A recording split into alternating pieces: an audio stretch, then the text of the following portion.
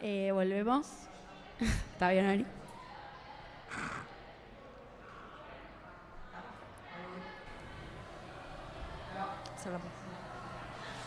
¿Estamos? Listo. Estamos acá en un nuevo bloque de Contesta. Queremos comenzar un poco con vos. Primero, hola, buen día, buenas noches. Un aplauso para Testa. ¡Vamos! Gracias por venir.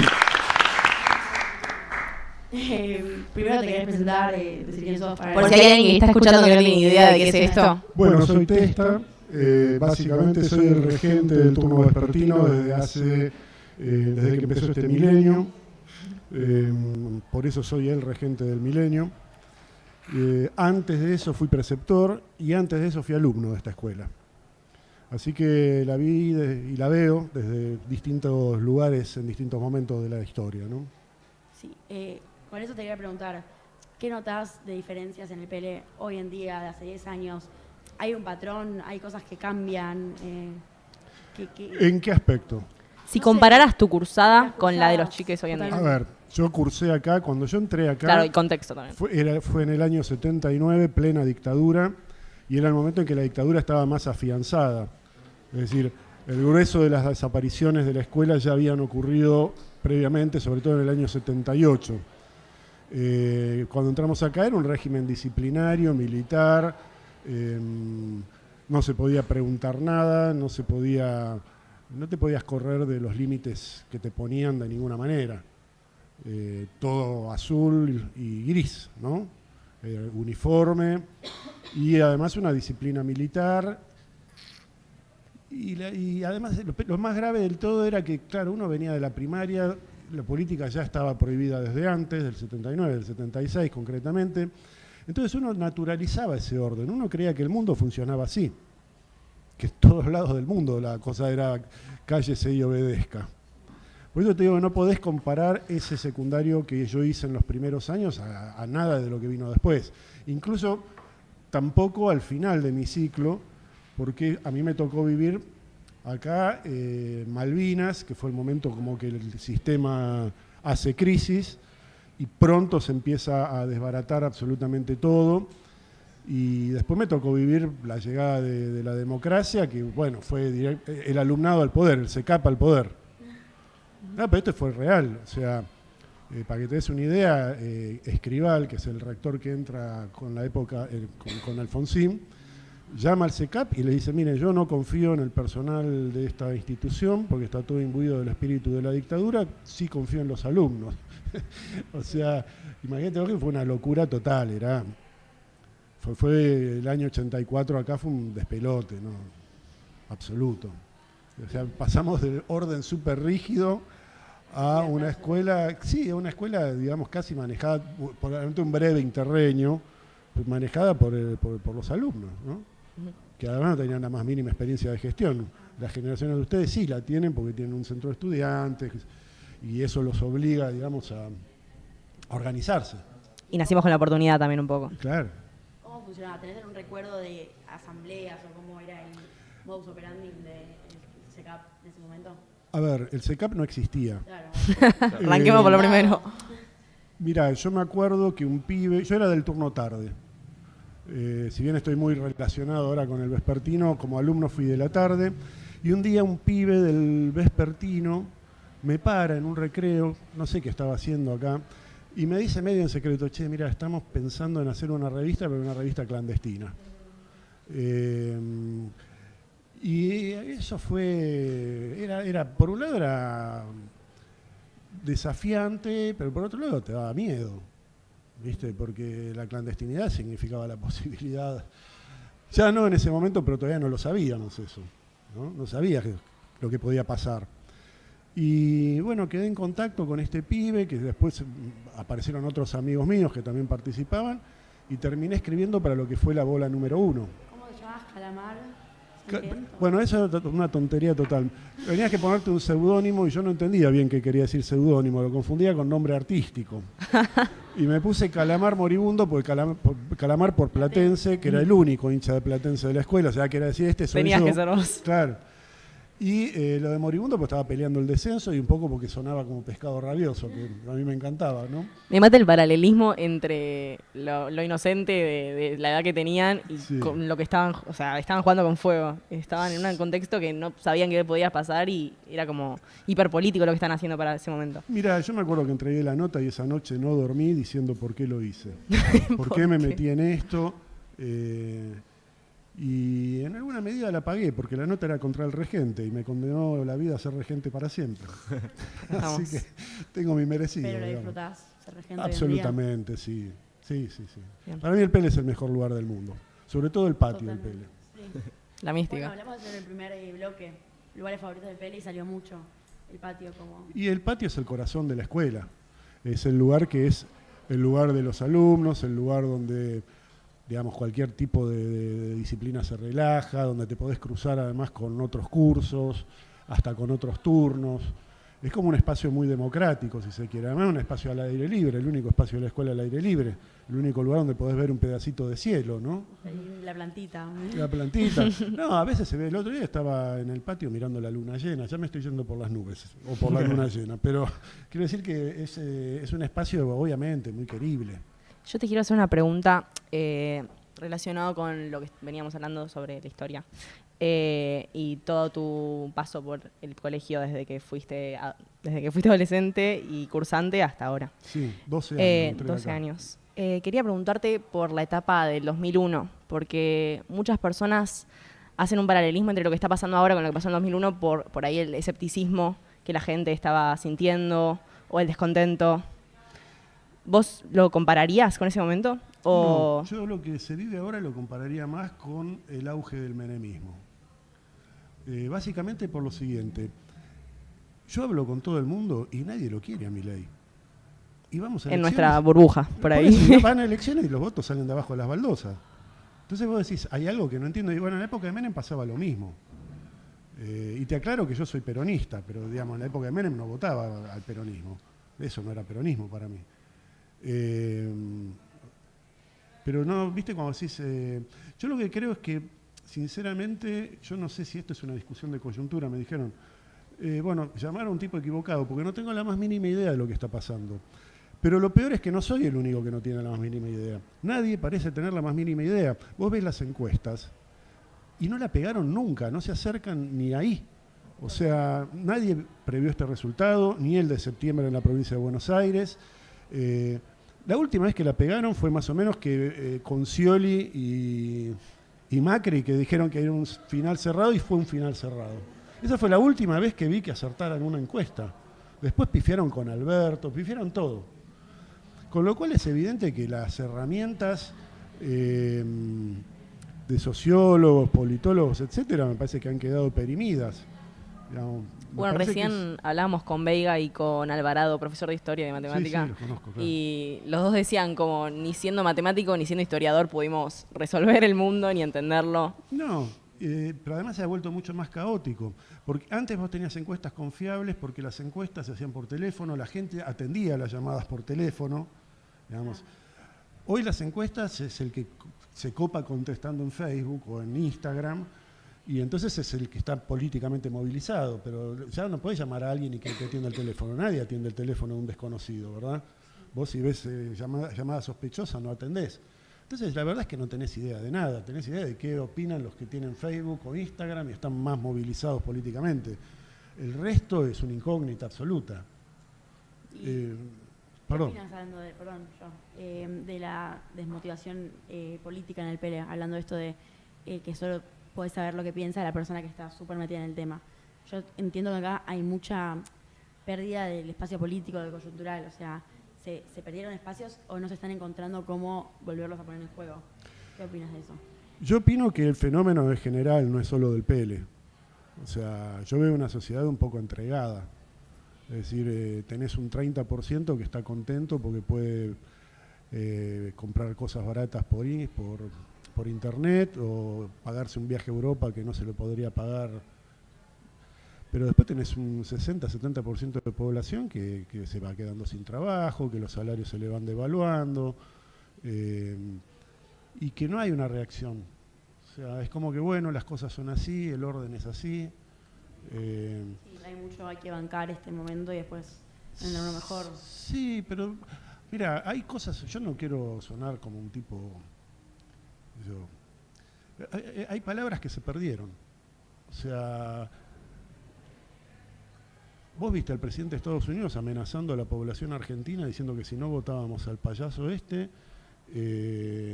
que nos iba a pasar. Y no hubo un brote de indignación pública. No, es como una desvalorización de la palabra total. Sí, pero además de la patria, de la soberanía, nadie sabe bien qué quiere decir soberanía hoy. O sea, bien, el presidente de Estados Unidos nos dice a quién tenemos que votar y vamos y lo votamos. Entonces, me parece, creo que eso en otras épocas no pasaba. Había una reacción, digamos, de enojo ante eso. Hoy no la hay sometimiento total. No estamos yendo muy por las ramas, ¿no? Perdón. No, está perfecto, está perfecto. Acá hay que explayarnos. Sí. Yo creo que ahora hay tanta facilidad para hablar que antes no existía. Entonces todos ponen su opinión y se desvaloriza esa palabra. Entonces por ahí buscar otra manera de comunicar las cosas más. Medio facho tu comentario. No, bueno, pero, o sea, para mí, o sea, todo el mundo puede decir todo el tiempo, entonces Trump sale a decir esto y... Sí, la impresión que da es que cualquiera puede decir cualquier cosa y da lo mismo. Claro. Eso, claro. Que lo que se ha perdido en cierto sentido es el valor de la palabra o cierta idea de verdad, ¿no? o de fundamentación de lo que uno dice. Uno escucha cada mentira, digamos, ¿no? Dicha por gente que está en puestos de muchísima responsabilidad. Mentiras. No, y esa cosa de digo nada. algo y no pasa nada si después me retracto, como sí, que sí, Milei hace eso todo el tiempo. Todo el Dice tiempo. algo y dice, yo no dije eso y ahora propongo esto y después no le sale y dice, bueno, pero yo no había propuesto eso. Como... Sí. No es solo en la política, Ujú. o sea, se ve en todos lados, Sí. me parece a mí. Mismo en el colegio, no Ya, sé. ya no sé si es una cosa de como el presidente asumió y hace estas cosas, un poco lo trasladamos o tipo nos copiamos de esas actitudes. Y que el presidente avale estas cosas, yo creo que las normaliza para el resto de la sociedad. Sí, pero al mismo tiempo siento que por ahí es como un clima general de como desvalorización de la palabra un poco y de que ya no le tenemos respeto a ciertas cosas que antes por ahí nos guiaban en la vida. Mira, yo vi el debate presidencial para el balotaje entre Milei y Massa, sin que Massa sea una persona que... Te fascine. Que me fascine, que me motive, digamos, pero fue evidente, digamos, quién sabía de lo que hablaba y quién no. Y yo la verdad que después de eso dije, bueno, va a ganar Massa, quiero pensar. Digamos, creo que todo el mundo vio lo mismo, ¿no? Un tipo, bueno, no, o sea, en definitiva no es que es el presidente el que nos avala a decir cualquier cosa, sino que nosotros avalamos a un tipo que dice cualquier cosa, ¿no? Que no habla nunca de los trabajadores, no, él siempre habla solo de cosas macroeconómicas que además habla rapidito así, tipo haciendo una zaraza como dando la impresión de que está diciendo Claro. una cosa magistral y viste, así, El famoso hablar sin decir nada. sí, sanata se llamaba antiguamente. te quería hacer una pregunta con lo de Massa. ¿Cómo viste vos el cierre de campaña de Massa acá en el Pele? ¿Qué te pareció? Mal, ¿cómo viste la campaña en el PL esta semana? Ah, Pará, vos decís. vos decís Campaña- la el de... cierre de las campaña elecciones. Massa. También, Ah. después quiero Sí. preguntar eso. A mí me gustó ver que cuando la cámara se apagó, Massa se quedó tomando mate en el patio durante 20 minutos con los pibes y las pibas. O sea, me pareció como una cosa que no estaba preparada en un candidato que vos lo veías y tiene hasta el color de soy candidato, digamos, ¿viste? Tiene la piel de cama solar, ¿viste? Coafer, o sea, lo ves como un tipo súper profesional. Y de repente fue como que el tipo bajó un cambio y lo vi hasta emocionado en algún momento. O sea, es como que vi un aspecto de él que ni siquiera sospechaba que existía. Yo creía que no era humano, creía que era más bien una máquina. Era Massa la máquina de ganar elecciones. Pero no, le vi un costado humano. Eso me gustó mucho. Después no sé, ¿cuál era la pregunta?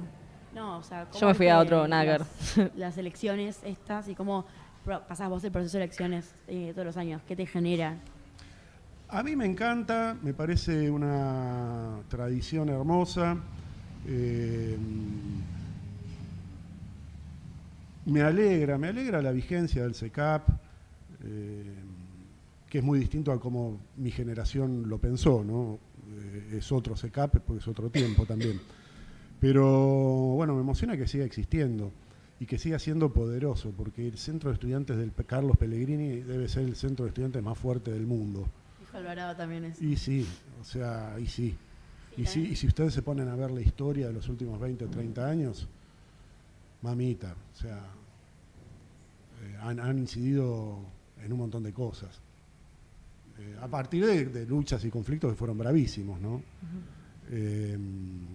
Estos también son otros tiempos, pero... y bueno, y después el proceso electoral estuvo bastante tranquilo, vi menos carteles que otros años, no sé por qué. Más listas. Y para mí hay un momento que es un momento crucial en el año, que es el día que solo le toca al vespertino y solo me toca a mí. ¿Lo sufrís? No. ¿No? No, lo disfruto igual, pero es un día bravo. Es un día que ya el lunes vengo pensando, el miércoles es el cierre de campaña. Y encima este año me agarró, como ves, con la voz un poco tomada. No estaba en mi plenitud física ayer. Pero sí, es un día que sí tengo que estar con 4 ojos porque nunca falta el salame que se zarpa, digamos, y hace algo que no tiene que hacer. Yo tengo una pregunta. Sí. ¿Cuál es la agrupación por excelencia que más quilombo hace para vos? ¿O que más siempre vos decís Ruido, esto, los tengo fichados? Y no, a mí la Spider siempre, digamos. La Spider siempre es lo disruptivo. Pero bueno, no voy a poner a hacer calificaciones sobre una lista hoy justo que estamos en veda, ¿no? Pero Claro. Uy, acabo de... no, pero quiero decir que sí, que se los ve, aparecen con máscaras, pintarrajean los baños, hacen cosas que no. Los debates. ¿Cómo? En los debates también. Entran tirando papel picado y no sé, espuma. Sí, sin duda, más bardo hace son ellos. Que están para eso. ¿No? Sí, obvio. Igual me sorprende... Ah, sí. No. Te quería hacer una pregunta más histórica, de justo que dijiste de los últimos 30 años. ¿Cuál fue la campaña o el escrutinio más... que tengas una anécdota o que más te marcó y dijiste, che, esto es impresionante? Bueno, hay un escrutinio que fue el último al que yo asistí, después de ese día no quise volver a asistir a ninguno, que fue el del año 2010.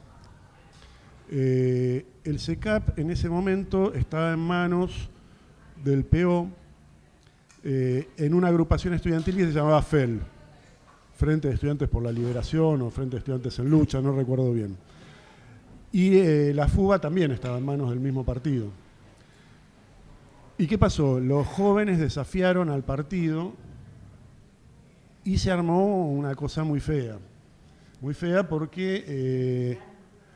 exacto, sí. O sea, parece que parecía de ciencia ficción, la verdad. Era tipo La Naranja Mecánica.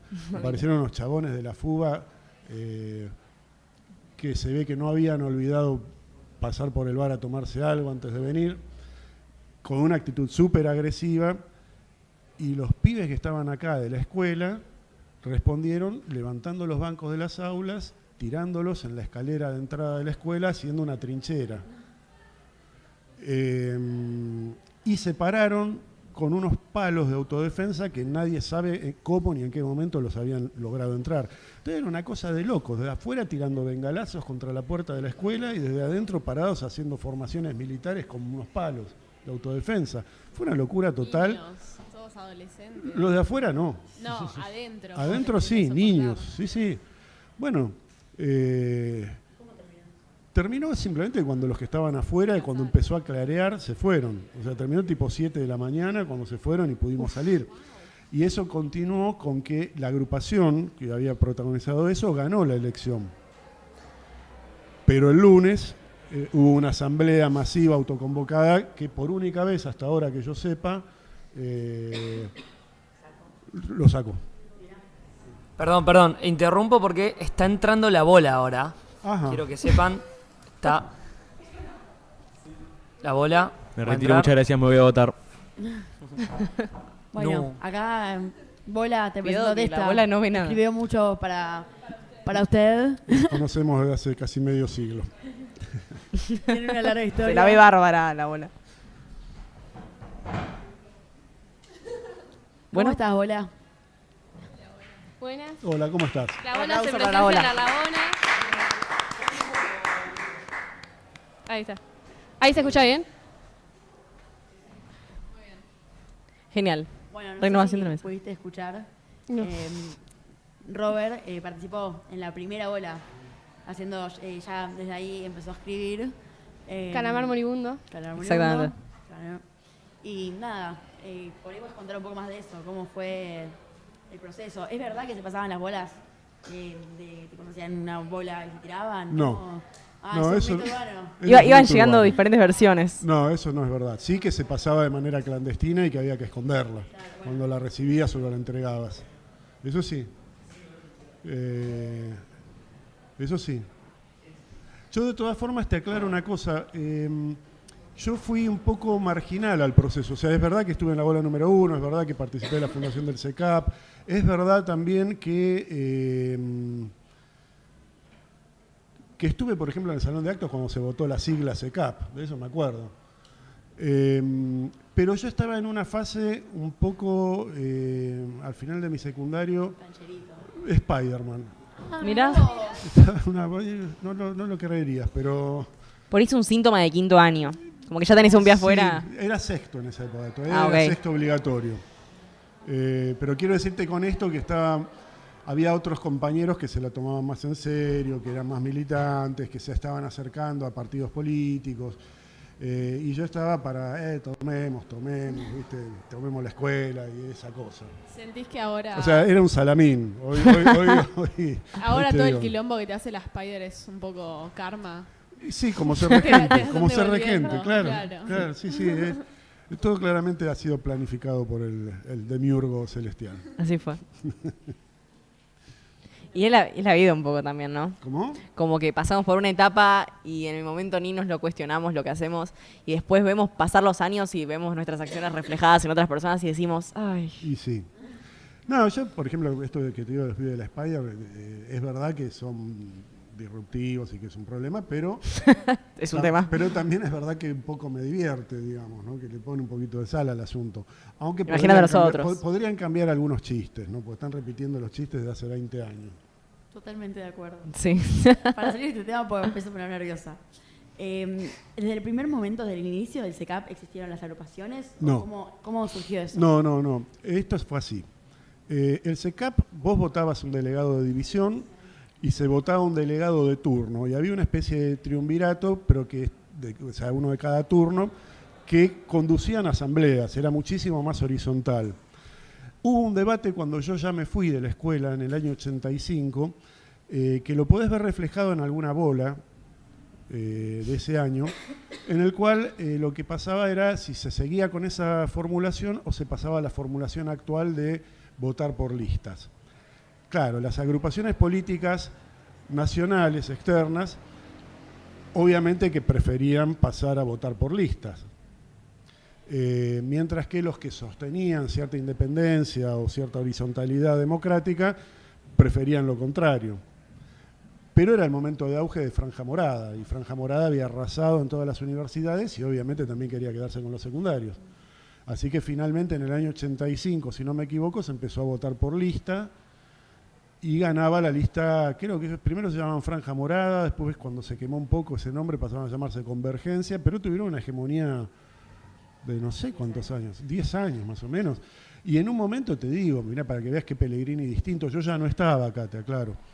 La segunda lista era UPAU, que UPAU era la lista neoliberal, o sea, liberal de lo que era la UCD, que ahora está integrado a los libertarios, ¿no? Y eso duró un tiempo hasta que empezaron a aparecer de nuevo agrupaciones de tipo estudiantil no vinculadas a la Franja Morada ni a ningún espacio partidario, y después ya vino unos años que dominó la izquierda trotskista, que también tuvo una dominación muy fuerte de 2 o 3, 4 o 5 años, ¿no? Hasta que se murió Néstor. El día que se murió Néstor ocurrió el fenómeno impensado de que el colegio se peronizó. Pero así, fue como de la misma manera que había aparecido de la nada el alfonsinismo y todos eran alfonsinistas de un día para el otro. De 2010 a 2011 todo el mundo se hizo peronista. Son esos mojones sociales, ¿no? Esos hechos que evidentemente cambian la historia. O el Pellegrini, yo siempre decía, puede ser de izquierda o de derecha, pero siempre será gorila, pensaba. No, hasta en eso me equivoqué. Cambió. Tengo una pregunta, si Sí. me permiten, linkea un poco con la bola. El otro día con Viole nos cruzamos de casualidad en el Pele, en biblioteca, con un egresado de la bola, unos años más grande que vos, creo que 2 años más grande, que nos contaba esto de que al comienzo del CECAP y el Centro de Estudiantes estaba mucho la discusión de si las listas tenían que ser independientes y solo vinculadas a los intereses del Centro de Estudiantes, sí. claro. Sí. Y lo que nos sorprendía con Viole era como también... Esa discusión lo fue en el actual que año es esa 85. discusión. Bueno, pero es un poco cíclica. En el PL la damos todo el tiempo esa discusión. Sí, lo que Después pasa con es el que en tiempo esa época, cambió el sentido común. es que en esa época el tema no era cómo tenía que ser la lista, sino si tenía que ser por lista. Porque si Claro. tiene que ser por lista, inevitablemente la lista es eso. Sí. Yo en aquella época, hoy no. Hoy me parece que está bien que haya listas. Pero en aquella época yo sostenía, no, la horizontalidad extrema. El problema, digamos, la horizontalidad extrema es sostenible en una escuela, porque vos podés votar por el compañero que te parece más responsable. No así en una universidad donde vos cambiás de compañero en cada materia y en cada cuatrimestre. Ahí no quedaba otra.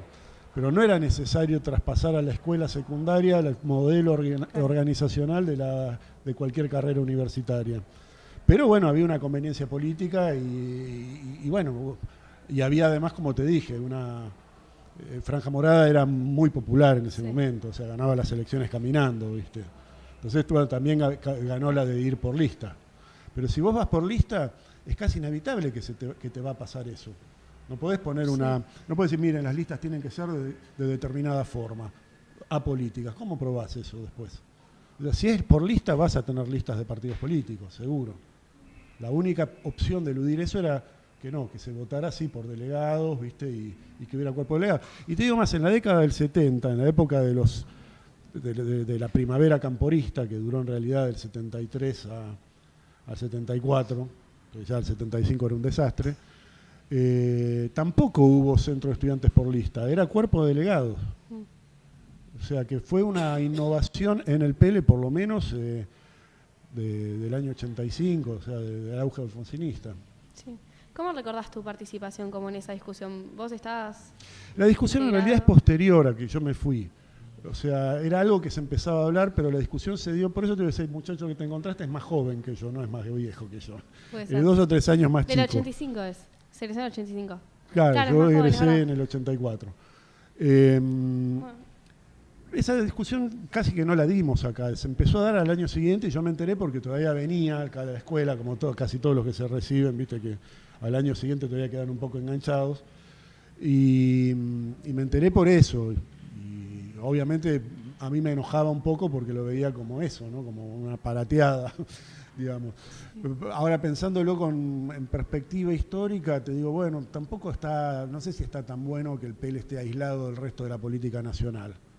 no, y también hay una ventaja de la agrupación que es, como este vínculo, vos decís, no traer el modelo de las universidades, pero también hay una vinculación entre las agrupaciones estudiantiles y generar también esta cosa de comunidad educativa que lo hablamos dentro del PL entre docentes, padres, familias y estudiantes, pero también tiene que ver con vincularse con la universidad, Sí, que son otros estudiantes al final. sí.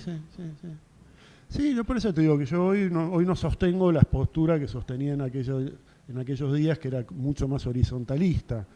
Hoy lo veo bien que haya agrupaciones y que las agrupaciones digan abiertamente, mirá, nosotros respondemos a tal partido, o tenemos vínculo con, o somos de tal orientación. Lo veo bien. Creo que no es inevitable. Porque además, cuando vos haces un cuerpo de delegados, yo te digo lo que pasaba en esa época, no sé bien qué pasa ahora. Pero yo, por ejemplo, me acuerdo que me tocó presidir la comisión de literatura. Y la comisión de literatura se juntó 2 veces, nos miramos las caras, hablamos de 3 libros y no nos vimos nunca más, digamos, ¿no? Perdón, entonces era en delegados y en delegados se derivaban actividades. Había comisiones, entonces se votaba quién iba a llevar adelante la comisión. Y yo me anoté para esa y me dieron la de literatura era. Como se me habrán visto cara de lector. O escritor. O escritor, no sé. Bueno, la cuestión es que no funcionaba. O sea, hay algo en la ejecutividad de que haya un presidente o un secretario general o una presidenta o una secretaria general que hace que por lo menos vos tengas a quien señalar si las cosas no andan. Tipo, che, vos. no está pasando lo que tenía que pasar. No es como vos me dijiste. En cambio, cuando todo es más horizontal, ¿viste? Todo es, no sé, preguntale a Pepe que viene mañana, ¿viste?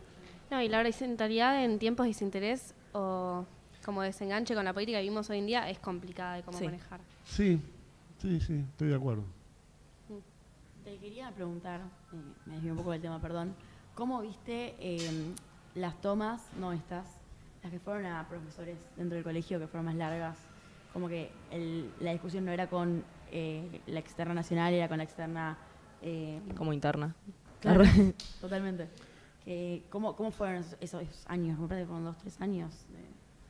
Hubo varias tomas fuertes y muy conflictivas y muy difíciles porque el personal estaba dividido. El personal estaba dividido y eso llevó a gente que no se volviera a hablar nunca, digamos, entre sí. Fue bravo. En esos días venir a trabajar no estaba bueno. No sé qué más te puedo decir. No. Hubo, bueno, sí, el problema es ese, ¿no? Que hubo enfrentamientos entre personas que habían sido amigas. Claro. Y enfrentamientos tremendos, ¿no? Y en esos 3 meses, ¿hubo clases? Es que hubo distintas, es que hubo varias tomas diferentes. Okay. Hubo una en 2011 que fue una toma, fue el día que se fue GAC. GAC fue un rector que estuvo acá 14 años, que en mi opinión es en gran medida, digamos, lo que tiene mucho que ver con la impronta de la escuela hasta el día de hoy. No, todo esto se parece a GAC. Y bueno, cuando se termina el segundo mandato, que eran de 7 años, GAC se tiene que ir y la universidad nombra, porque en esa época no era como ahora, que se presentan proyectos y entonces la gente vota en un consejo resolutivo y eso se sube para su aprobación al Consejo Superior. No, en esa época era directamente el Consejo Superior, designaba a dedo quién era el rector del Pellegrini y siempre mandaban a alguien de económicas. Y hubo una resistencia feroz a eso porque se pensaba que era el final de un proceso que había durado 14 años de democratización de la escuela, etcétera, etcétera, ¿no? Y la resistencia viene en gran medida de los padres y de uno de los sindicatos docentes, el otro sindicato al contrario, ahí es donde vienen las divisiones, digamos, dolorosas, y el alumnado también estaba a favor. Y esa toma es una toma con clases, donde algunos, los que defendíamos esa posición, estábamos adentro de la escuela tratando de dar clases y los que estaban en contra de esa posición estaban afuera de la escuela. Y esto encima separado por una barrera humana que le impedía el ingreso al nuevo rector. Y todo esto saliendo por televisión todos los días en horario central, como la noticia del día. ¿Cómo cambió ahora con las tomas? Ahora la toma por ahí tiene como una misma modalidad. Lo que pasa es que ahora no hay una situación de enfrentamiento con la autoridad, digamos, como la había en aquel entonces. Esa toma fue bravísima. Y después hubo otra toma muy, muy fuerte en 2011, que terminó con toda esta cuadra llena de gente, digamos, en una manifestación que dio la vuelta a Manzana, donde estaba Nora Cortiñas en la puerta, Galeano, había mucha gente notable, digamos, ¿no? Que vino a apoyar la toma. Yo igual también me refería como a lo que pasa a puertas adentro del colegio, como que ya por ahí no hay tomas con clases abiertas o con actividades que se puedan mantener porque la gente va... Lo que pasa es que el tema tiene que ver con cuál es el motivo de la toma. Si vos tenés un motivo de toma débil, la toma va a ser débil. O sea, si es una toma folclórica, ¿viste? Que quiero vivir la experiencia de tener una toma, no la sostenés más que un día. O sea, las tomas fuertes son aquellas, o fueron aquellas que tuvieron el respaldo de buena cantidad de padres, de una mayoría de padres, diría, que creían defender un modelo educativo y también un buen apoyo social, que hoy no lo haría, no creo que se encontrara hoy, digamos. No sé, el Garrahan es el ejemplo de que sí, pero vos no tenés hoy una cosa que te esté agrediendo, ¿entendés? O sea, vos no estabas haciendo una toma por, no sé, más becas Ricardo Rojas. Estabas haciendo una toma por lo que sentías que era una hecatombe, digamos, ¿no? Que era un cambio de modelo absoluto. Claro. Así se vivió en esa época. Estos temas, además, hoy siguen siendo muy difíciles de hablar. De hecho, los hablo con mucho cuidado, porque no sé, no quisiera tener, tampoco remover viejas heridas, ¿no? Pero sí, dividió al personal muy duramente. Y en la actualidad, las medidas de lucha actuales, las medidas de lucha actuales, las tomas, también la marcha del 23. Bueno, ese es un hito que ustedes van a recordar. Totalmente. O sea, la marcha del año pasado fue, o del anteaño, ya no me acuerdo. ¿Cuál fue la primera, la más grande? El año El 24. pasado, sí. Esa marcha es la marcha estudiantil más grande que yo recuerde. Era fabulosa la cantidad de gente. Y eso, bueno, es un hito de la generación de ustedes. Igualmente, para mí, no se cumplió esa lucha al todo. Hay mucha gente que se dejó en el camino. Yo creo que esa lucha está pendiente. O sea, que Igual no hay una terminó. lucha, también, no sé, quiero preguntarte también eso, que es un poco una lucha histórica el tema del presupuesto de la UBA y que no sé cuándo se finaliza esa lucha tampoco. Sí, pero a ver, con los gobiernos anteriores a este gobierno no hubo problemas con el financiamiento de la UBA. No lo hubo. O sea, fue este gobierno el que introdujo esto. No, Que eso es ya. esto empezó con Milei. Sí. Antes, vos podías decir, che, estaría bueno tener más presupuesto, pero vos sabías que tenías una universidad, que el Estado la bancaba full, muchas universidades, no una universidad. Incluso sabías, durante el gobierno de Néstor y Cristina se crearon un montón de universidades en el Gran Buenos Aires e incluso en ciudades del interior. Digamos, había un apoyo, y había un apoyo a la ciencia. No, y estaba integrado dentro de un plan de gobierno, o sea, la educación era un pilar importante en eso. Claro. Por eso te digo que esto es una lucha histórica, pero que arrancó ahora y que espero que termine cuando cambie el gobierno. Perdón. Te dije que estaba un poco mal de la garganta From todavía. Spider. Por ahí igual también siento que cuando tenemos que hacerle frente a tantas cosas, a tantos proyectos, tantas leyes que nos atacan, no podemos focalizarnos en una sola lucha. Como centro estudiantes hablando, ¿no? Y sí, eso bueno, es una discusión para ustedes. Sí. Y es lo que busca No te podemos preguntar por todo. A nivel nacional. Entiendo que mientras más frentes abra, más difícil es para la sociedad. Claro. Bueno, pero esa es otra técnica nueva de este neoliberalismo pseudofascista, que es esta cosa de te abro un frente y después te abro otra, te insulto, te vuelvo a insultar y después insulto a tu mamá, a tu hijo y a tu hermano. Entonces vos ya no sabes a qué insulto responder, porque, ¿entendés? Es como que te pego por todos lados. Entonces vos decís, bueno, a ver, vamos por acá, ¿qué? ¿Y lo otro no es importante? Sí, también es importante, pero claro, si vos te enfrentás a esto, te avanzan por el otro flanco. No, es un gobierno que también nació de una grieta, o sea, nació de una descreencia en la política general, de una grieta y polarización entre el PRO y el peronismo y el kirchnerismo, y que vio en eso un lugar para poder gobernar y lo empezó a multiplicar en donde podía, que es también abrir grietas en los frentes de lucha. Sí, hay muchas puntas de donde eso que decís está bien y hay otras que se me ocurren también. O sea, porque vos fíjate que es un fenómeno aparentemente de escala, no sé si mundial, pero sí occidental. O sea, ¿qué está pasando en Estados Unidos que tienen un loco ahí arriba del... que incluso intentó dar un golpe de Estado cuando se iba la otra vez y no pasó nada, impunidad total. O sea, algo pasa.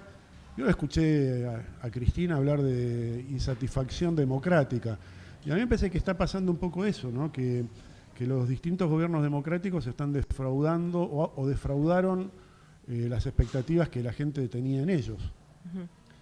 Bueno, ahí hay que echarle un poco la culpa a Alfonsín también, ¿no? Porque decía que con la democracia se come, se cura. Bueno, parece que no tanto. No tanto. ¿No? Entonces yo creo que mucha gente o vota con bronca o vota al que le parece más payaso, porque dice, total, esto a mí no me cambia la vida, gane quien gane, yo mañana... Eso lo escuché, gane quien gane, el lunes hay que ir a laburar. Sí, pero no es lo mismo ir a laburar en un proyecto de país que en otro. Pero, viste, la gente repite, bueno... Sí, ¿qué me importa? Y había yo leí mucho en Twitter que no es lo mismo laburar 8 horas que ahora que te extienden la jornada por ir a hacer una super reforma laboral. O sea, como que la gente no está tampoco encontrando las maneras de entender lo que está pasando. O por ahí no quiere, no sé.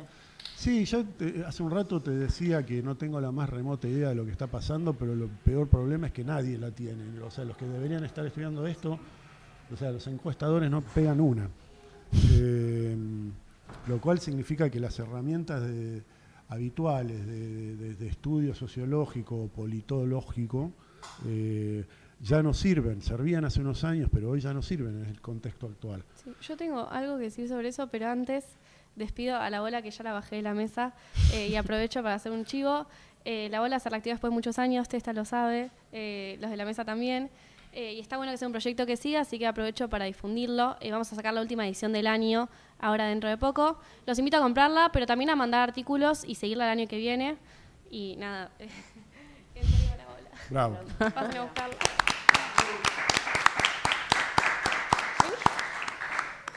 Más Bueno, allá ¿te del levantás? chiste, sí. Perdón, más allá del chiste entre Rabona, la bola, me parece que mientras más espacios de comunicación haya y que nos pueda acercar a todos nosotros estudiantes, son todos válidos y hermosos. Y mientras Total, más espacios que puedan mantener el estudiantado. Totalmente. Y que además hay pocos espacios donde el estudiante que no milita o que no es delegado puede ir y aportar, porque es muy complicado también entender dónde entra uno como estudiante. Cuando uno dice el SECAP somos todos.